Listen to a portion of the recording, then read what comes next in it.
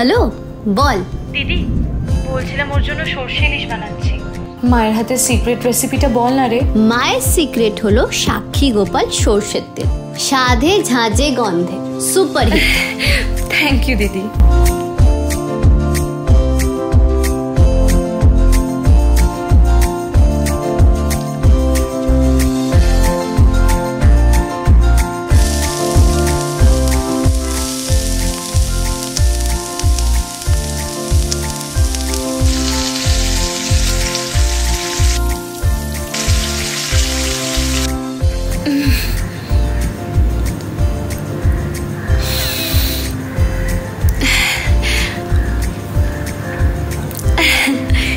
সেই মায়ের হাতের ছোঁয়া, সেই মায়ের হাতের স্বাদ। সত্যি বাংলার রান্নার শেষ কথা, সাক্ষী গোপাল কাচ্চিঘানি সর্ষের তেল।